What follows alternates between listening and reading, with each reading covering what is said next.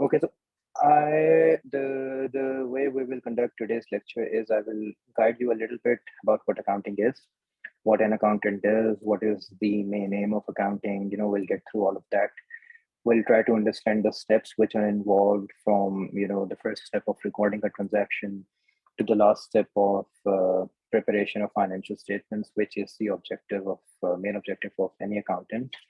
And then at the end, I was hoping that we can discuss the syllabus and the paper pattern as well in this first class. Does that sound good? Yes. Okay, cool. Okay, so basically, okay, what sort of idea do you have of accounting? What do you Like understand from accounting? the thing I've learned for myself, like the first chapter, accounting is Mhm. analyzing, recording, and showing the statement of what you have entered during a Right, transaction. right. Makes sense. So basically, if we look into it literally, so basically, accounting is the process of, like you said, recording, summarizing,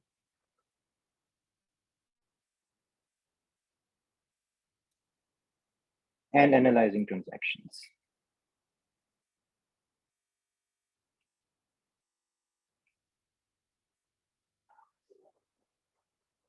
And then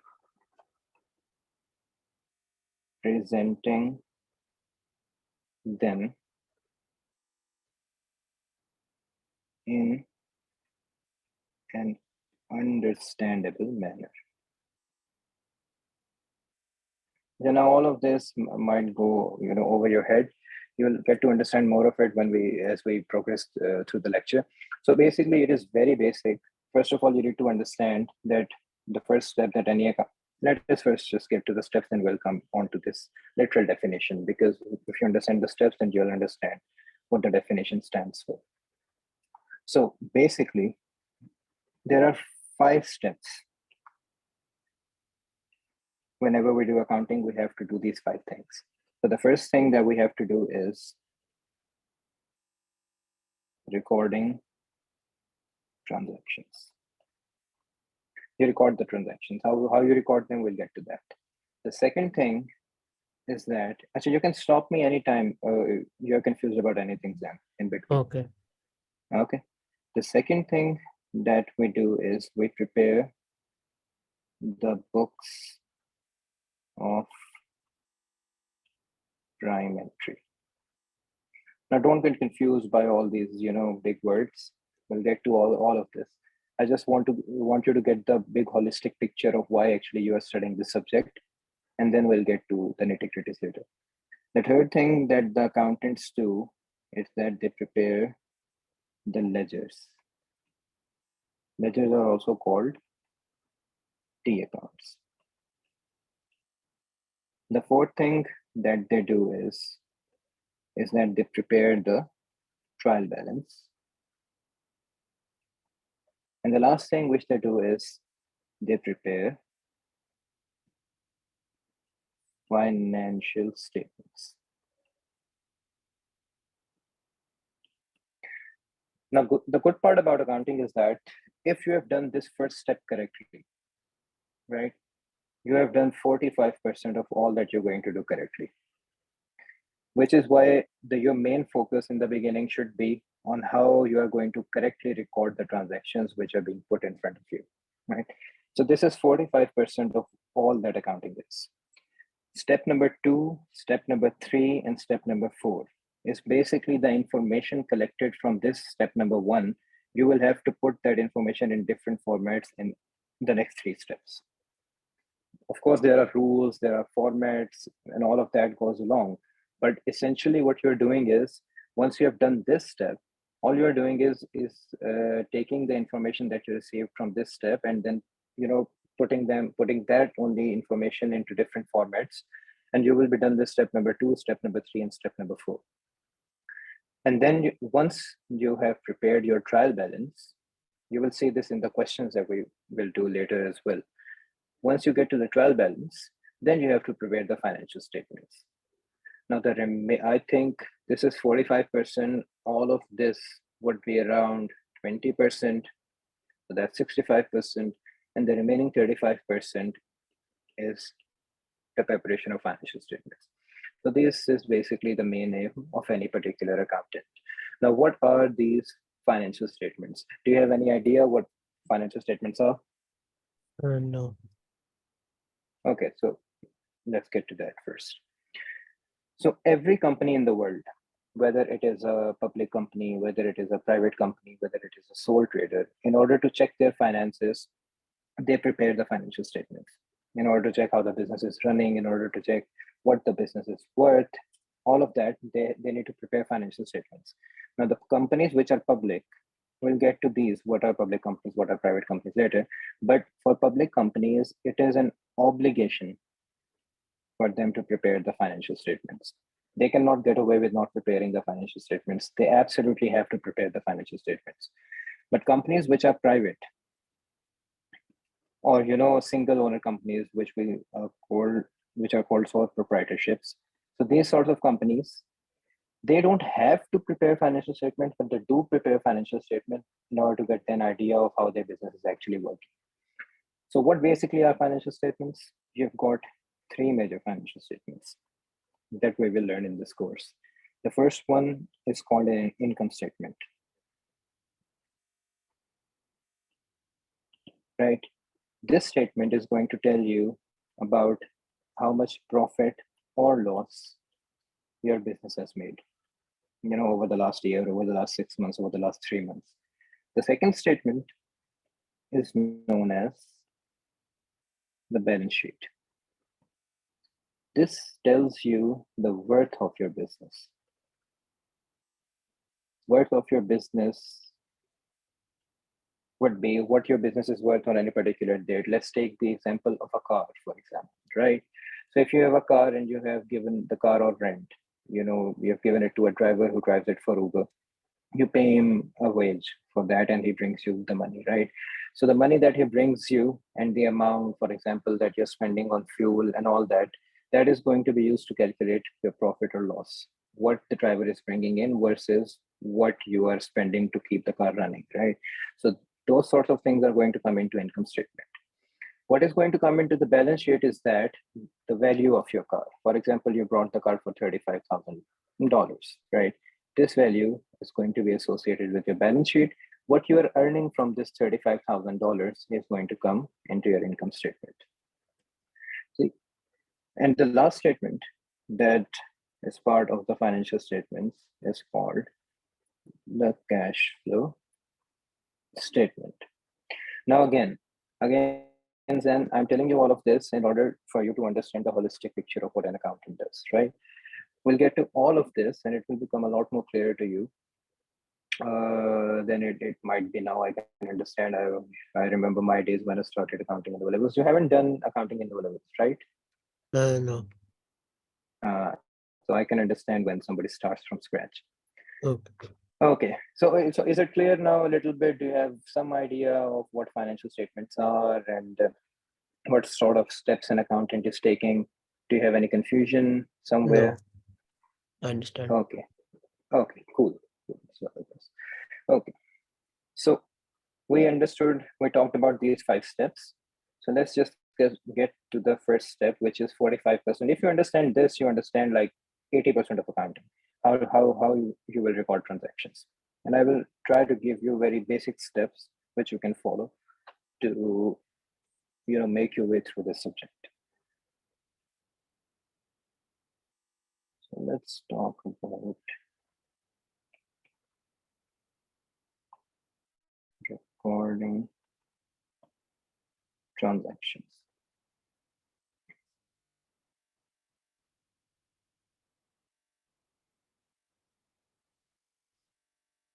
Okay, so the first thing is, what is a transaction? So a transaction is, yeah. It's a transaction is between two parties. Absolutely, you're absolutely right. Absolutely right. Between 2 or more parties. It can be between 3, 4, 5 parties as well. Like for example, an asset is owned by two different companies, right? 50-50%. And then a third party comes on to buy that asset from those two companies. Now there will be more than two parties involved, but at least there are usually two parties involved, right? And it's basically an event involving two or more parties, right? And that event can be purchase or sale or payment or receipt of cash or any other component.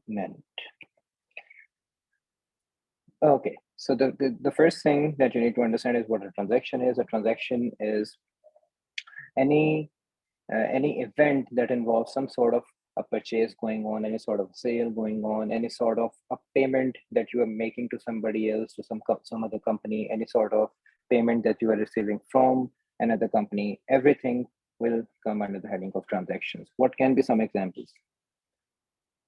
An example could be XYZ Corp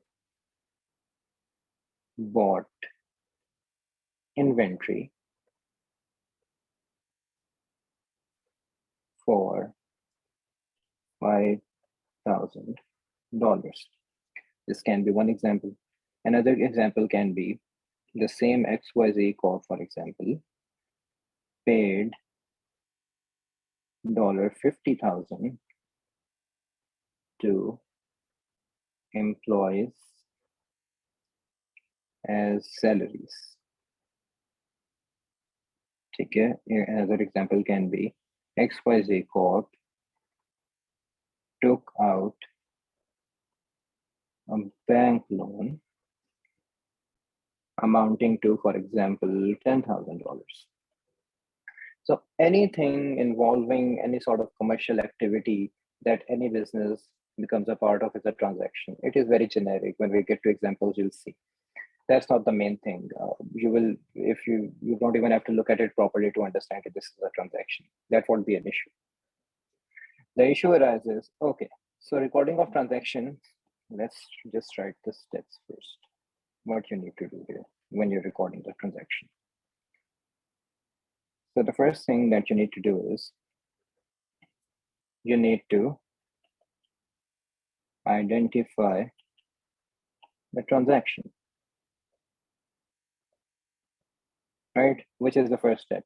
You need to see, okay, so this is a commercial activity. This is some sort of a purchase, some sort of a sale, some sort of a payment, some sort of a receipt of cash, anything of that sort. You have to identify that this is a transaction. Step number 2 is you need to determine the accounts which the transaction is affecting. So it's pretty basic. For example, if we look for this for $5,000 in cash, for example, right? So if we look at this first example, we understand that this company is buying inventory for $5,000 in cash. Now, why accounts? Every single thing in accounting is based around accounts. When I'm writing inventory, the inventory has an account called inventory account. When I'm writing cash, cash has an account called cash account. Now you need to understand and you need to try to figure out that this $5,000 is going to someplace and is coming from someplace, right? It's going to, when XYZ Corp is buying inventory in this, the inventory account should go up or should go down? What do you think? Inventory account will go up.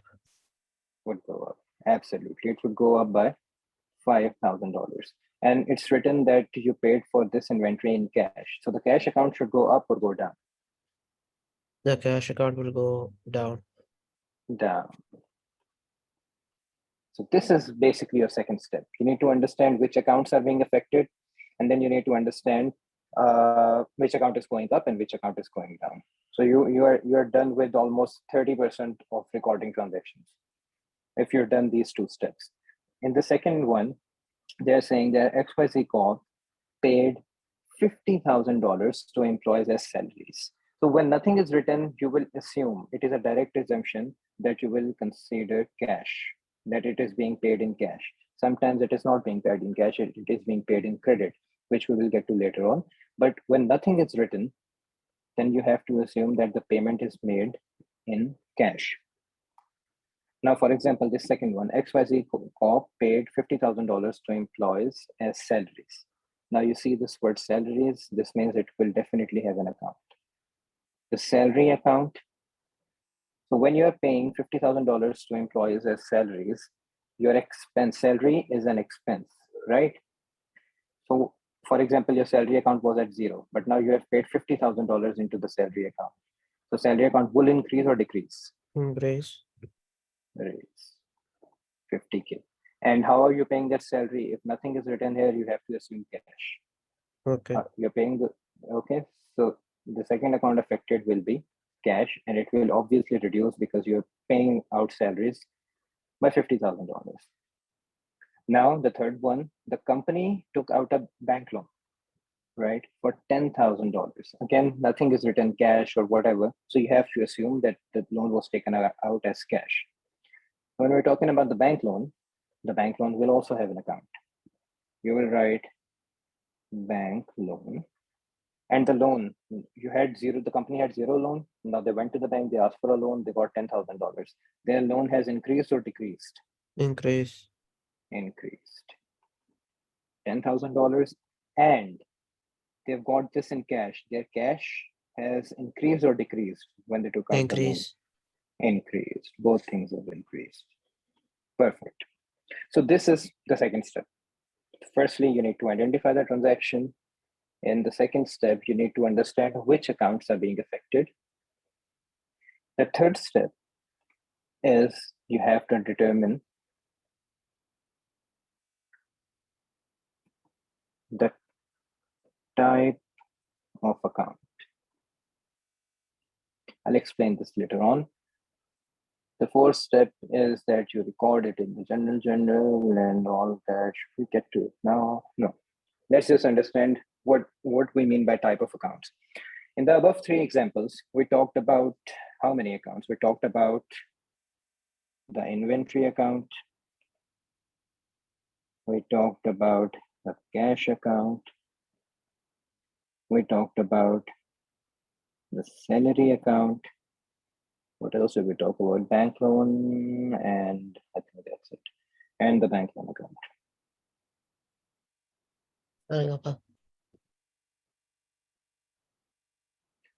Right?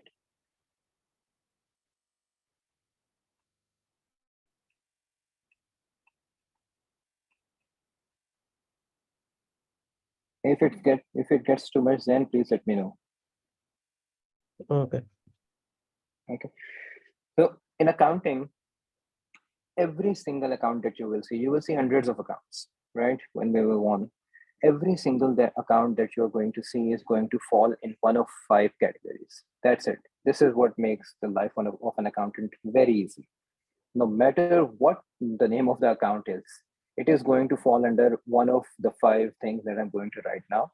And the treatment that you have to do will be based on which of those 5 things the account falls in. It is very, very simple. Like I said, if you've done these 2 steps, you've done 30% of recording of transactions. The type of accounts. Let's get to the type of accounts. So there are 5 types of accounts in accounting. The first one is your asset account.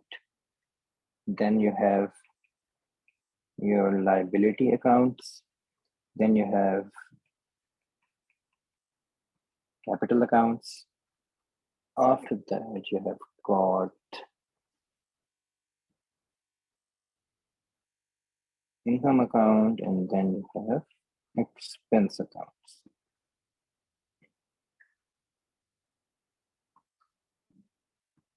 Okay. So assets, what do you understand by assets? What do you think assets are? and cash, and which can increase the value of the company. Right, which can not in which can increase the value of the company. So, but more importantly, which can bring future economic benefits. It's pretty simple.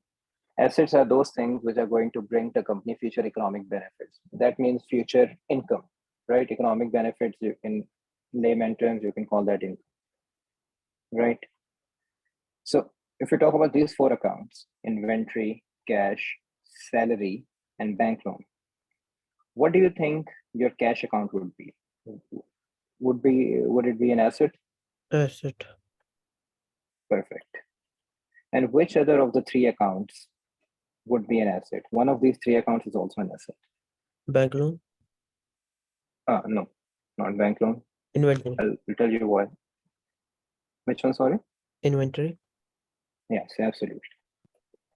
Inventory. Now, why inventory first? Let me tell you why inventory first.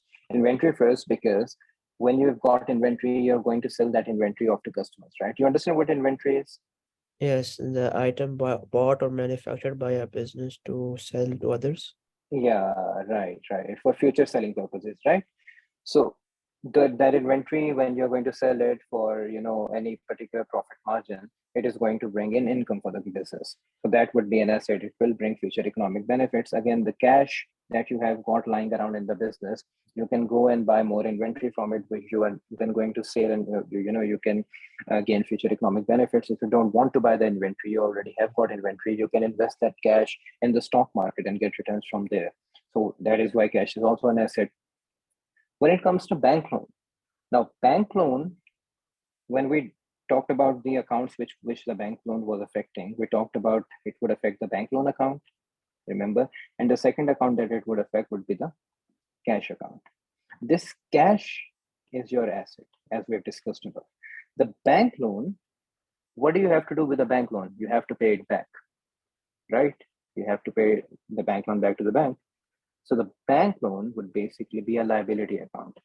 Now let's talk about liabilities. Liability accounts are obligations which we need to pay off, pay back. Let's say pay back, right? Any sort of loan that you are taking is you need to pay that back. So that account would be a liability account.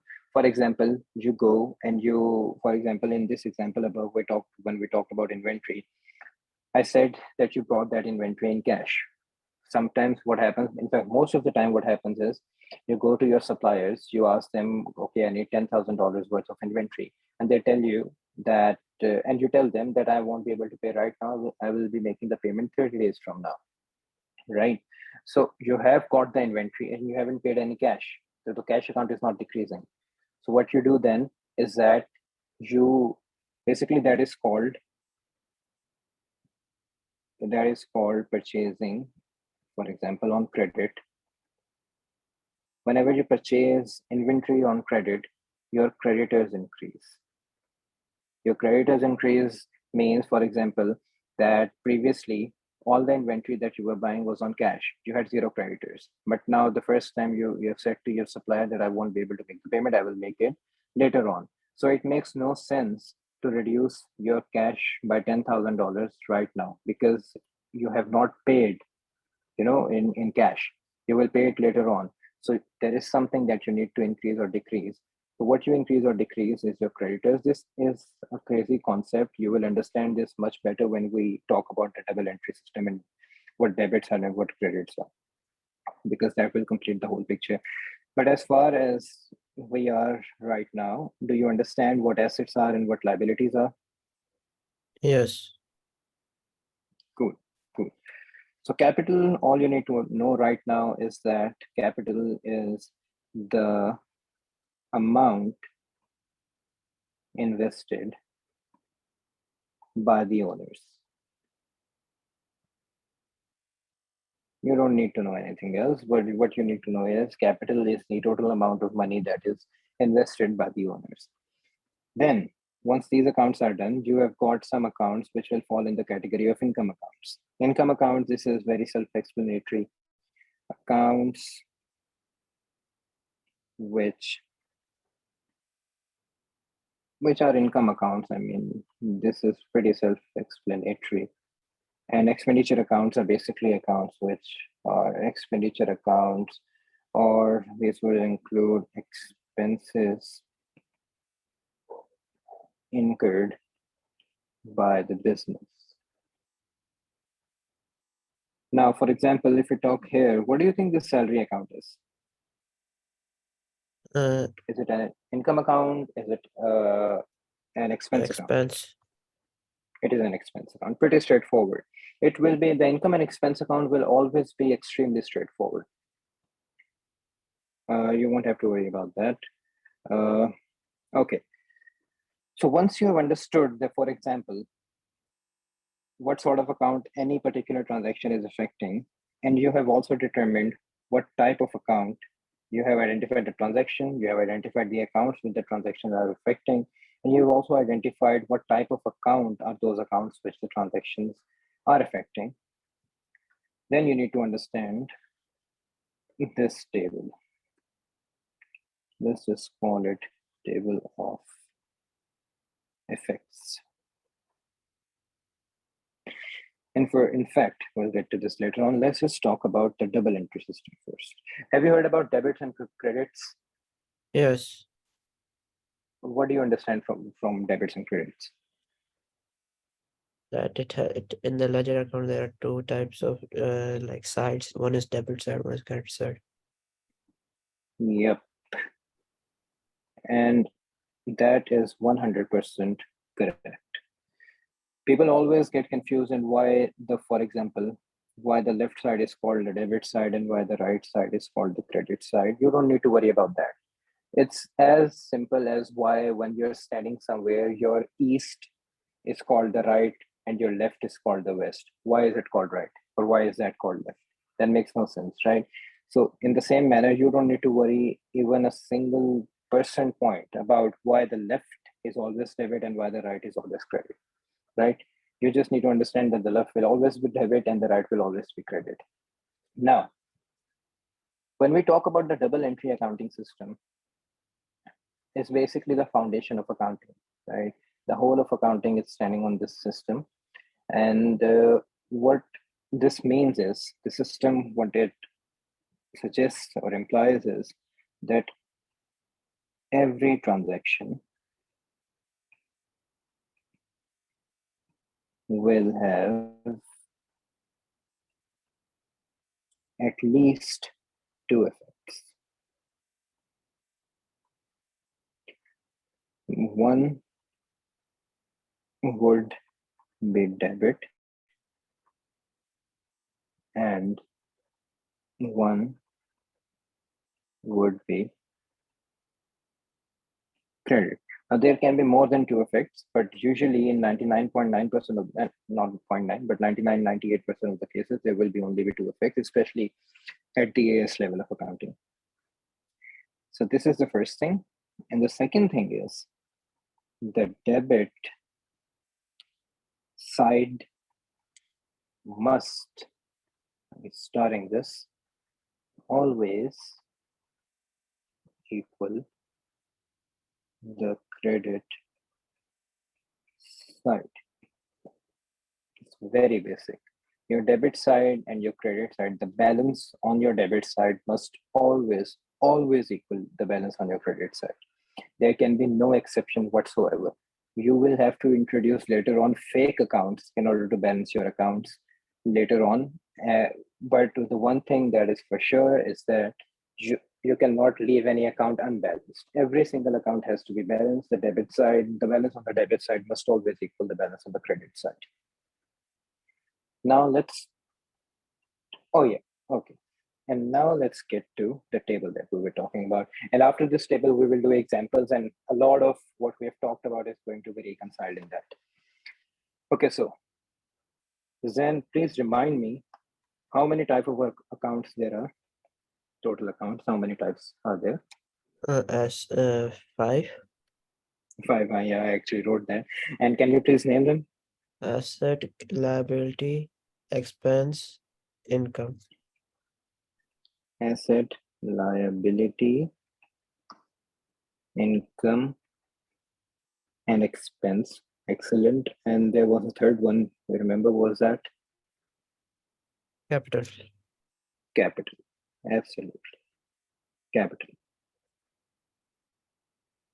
Okay, so these are your 5 types of accounts.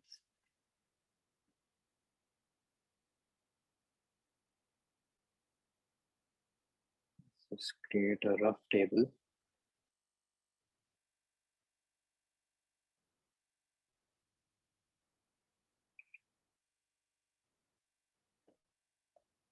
And the effects we talked, there can be 2 effects a transaction can have. It can either have a debit effect or it can have a credit effect, right? We've talked about these 2 effects, the double entry system. Now, these are the rule of thumb.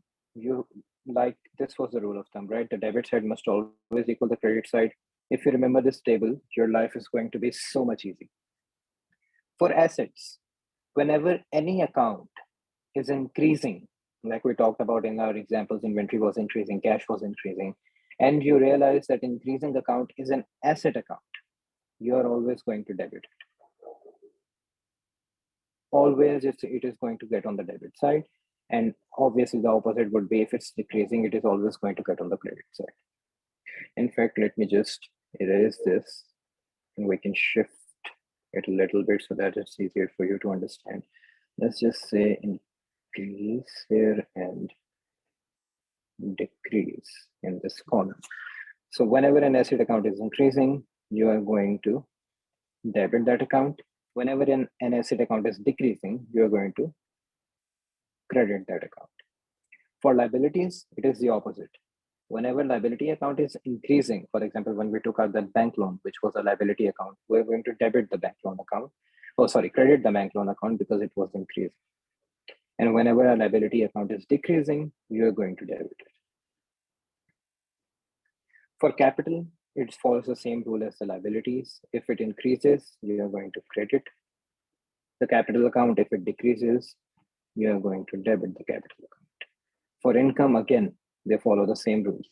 If the income of the business is increasing, for example, you're going to credit it. If the account is decreasing, any income account is decreasing, you're going to debit it. And if we're talking about expense, expense will follow the same rule as assets. Expenses will be debited when they increase and they will be credited when they decrease. So this is never going to change. This is something that is never going to change. So you understand now, once you have decided, recorded the transactions, first of all, you need to identify, okay, so this is a transaction.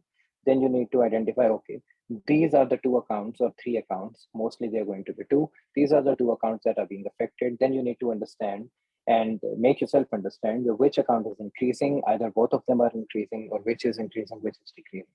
Once you have done that, then you need to understand what type of accounts they are. If they're an asset account, the increasing would go on the debit side, the decreasing would go on the credit side, and so on. The rules will follow.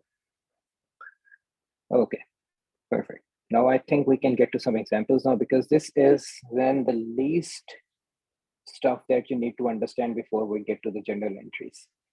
Now we will do a few examples so that you can get some idea of, all of these concepts can be reconciled, because I can understand it can be a little bit too much, I especially if understood you've the got no. concept. Perfect, sounds good. Okay, so let's just go through some examples and you can help me with them. We can do them together, and I think we'll be good to go. So for example, look at this statement: bought inventory for $1,000 in cash on January 5th, 2023. Right. So let's talk about this transaction now. What do you think is happening here? Which accounts do you think are being affected here? What are their types? Can you walk me through your thought process a little bit? Or do you want me Uh, to do this one and then we can do the rest? Asset and cash accounts are there. Okay. Okay. But don't go through the types. Don't talk about asset, liability, capital, income, or expense right now. The first step is the name of the accounts, not the type of the accounts. What are the name of the accounts which are being affected by this transaction? Inventory account and cash account. Perfect. So you are spot on with the first step. You have identified the accounts. Now, the second step is you need to tell me what is happening to inventory account. Inventory Is it account is increasing? increasing, Perfect. Inventory is increasing. And what is happening to the cash account, do you think? decreasing. Perfect. It is decreasing. Now, the third step is you need to identify the type of account. Now, what do you think the inventory account is? Is it an asset, liability, capital, income, or expense? It's an asset account. Perfect. And what about cash? It's income. No, no, no. See, don't think about. Okay. So once you have identified if any account is increasing or decreasing now you don't, in the third step, when you're trying to determine what type of account any account is, don't think about it going up or going down. Just think that cash is written on the board. What do you think cash account would be for any business? Now, if they have cash, they can invest it later on, right? If they have Yes. inventory, they can sell it later on for profits.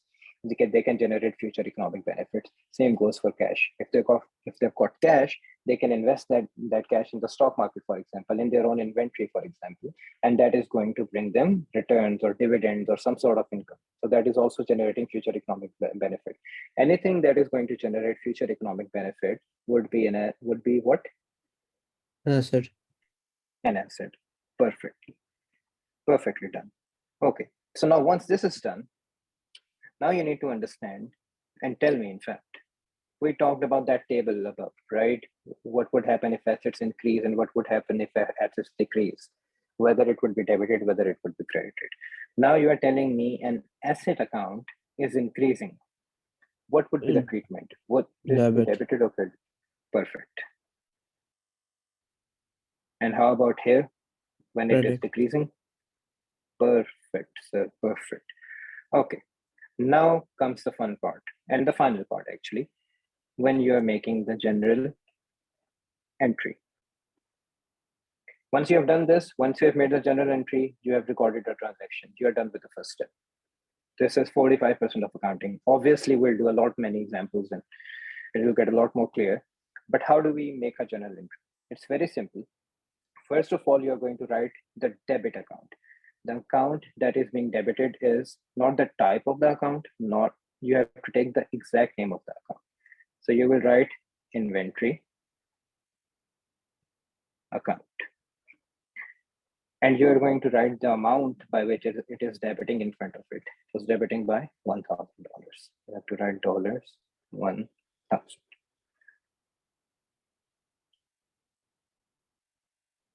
Okay. And the account, then you have to write the account that is being credited, which is a cash account. You will write cash account and the amount in front of it. This is the format of how you record a journal entry. And when you do it hundreds of times, it is going to become, a walk in the park for you. Trust me. So let's just get to the other example. The second example is paid salaries amounting to $13,000 on a particular date. आगे कोई भी date they can write, that's not an issue. Now, in cash, I said when nothing is written, you have to assume cash, but let's just write it for the moment. Now, what do you think? The first step was you need to identify what accounts are being affected. What do you think is happening here? Salaries account and cash account. Perfect. The second thing is you need to tell me What is increasing and what is decreasing? Salaries are increasing and cash is decreasing. Perfect. Now you need to tell me what sort of account these are. Salary account and cash account. Salaries expense, And cash? asset. Absolutely. Doesn't matter what's happening with cash, it is always going to be an asset account.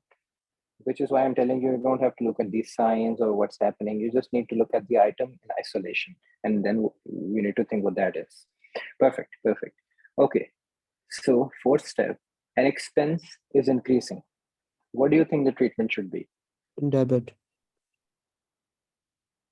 Absolutely. And when an asset is decreasing, what would be the treatment? Credit. Sorry? Credit. Credit, credit, absolutely. You will credit that account. Now, it's time for you to make a journal entry. This is your table. Tell me what to write. Salaries account. Yes. 13,000 is being debited. Perfect. Then Cash account credit 13,000.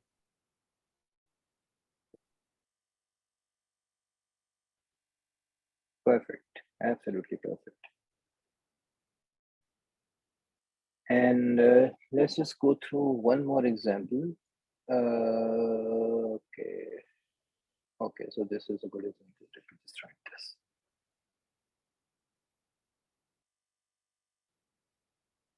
Actually, I want to get through the paper pattern as well. Or we can, let me see, we can get to it in the next class. Do you have some idea about the paper pattern, how the exam comes? I've seen the paper, but like I've not seen it properly because I have taken the class. Okay, makes sense. I explain it to you. Just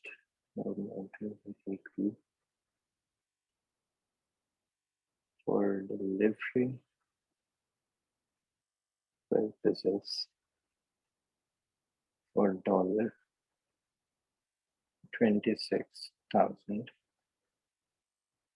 That's it. Okay, so this is a different one, different for what we've done so far. What do you think would happen here? Which accounts do you think are being affected? Motor vehicle account and cash account. Absolutely. And why did you say cash?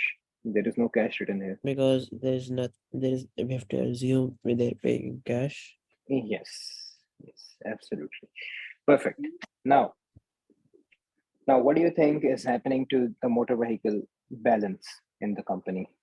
Is it increasing or is it decreasing? Increasing. Increasing. For example, you had motor vehicles which had a market value of 100,000. Now you bought in another vehicle. Now the total amount of motor vehicles have increased, total value of those motor vehicles. So absolutely, it will increase. And about cash? Cash would decrease. Decrease. Again, now number 3. What is the type? What do you think motor vehicle account will fall under? Asset. When it asset. Why? Why have you said asset? It can be used to generate profit. Yes, yes. Income. Let's just use the word income instead of profit. And cash is what again? Asset. See, many of these accounts, as we move forward, many of these are going to get repeated again and again and again, and it is going to become a second nature for you.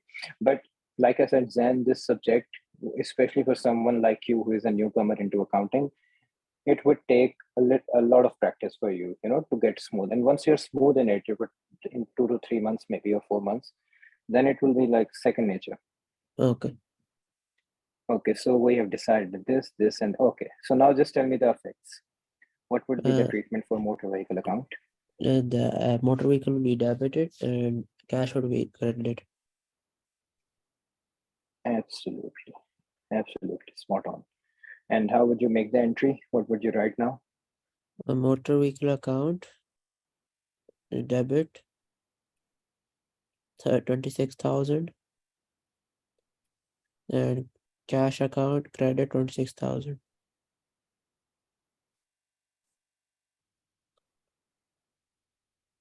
Perfectly done. Okay, so now let's just touch on, I think then we'll discuss the paper pattern in the next class. Huh? Okay. Let me just discuss one little thing with you. For example, even in our individual lives, you see, you will have some cash in your wallet. Your Yes. father and your mother will have them some cash in their purses, and some of the cash that you guys will have will be in bank accounts, right? Yes. In fact, most of it will be in bank accounts. Some of it you will have as cash.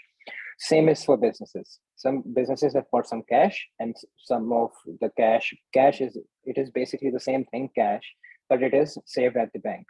So the distinction between these two types of cash is known as cash at hand, cash that you have in hand, and the other account is cash at bank.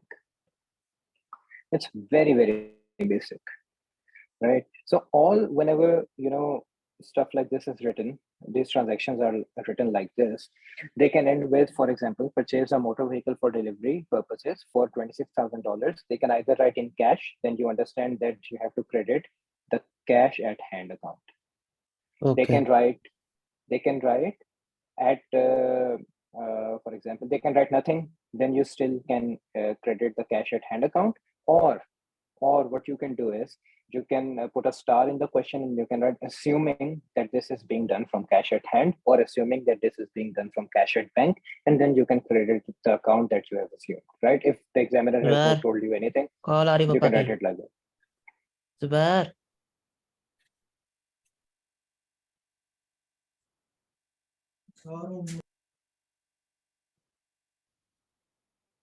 Are you there, Zen?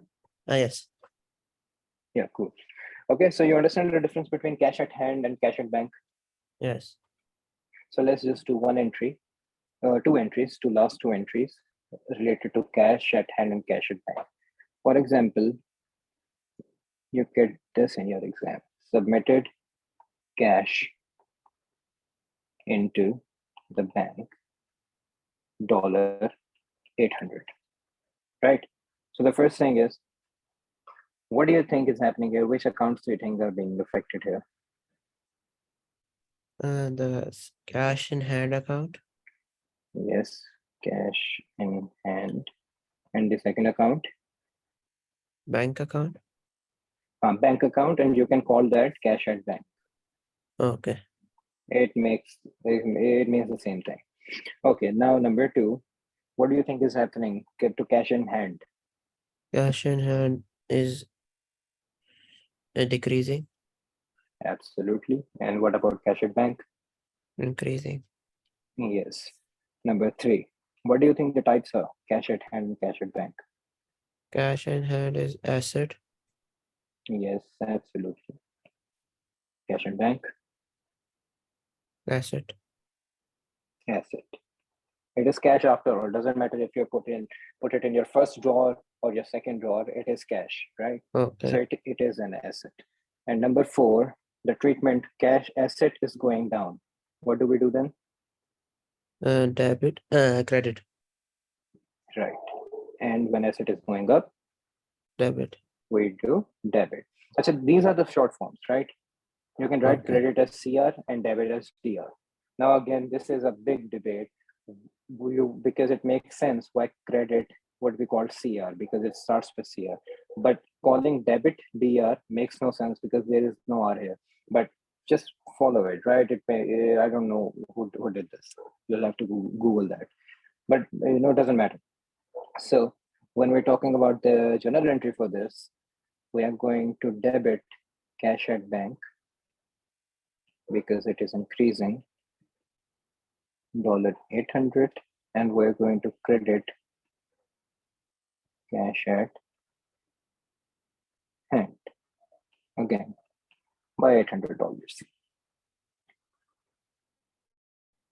Right. So, Zan, any confusion, any transaction, anywhere you still think there is some sort of obscurity, you don't quite get what's happening, I you can let me know. understand.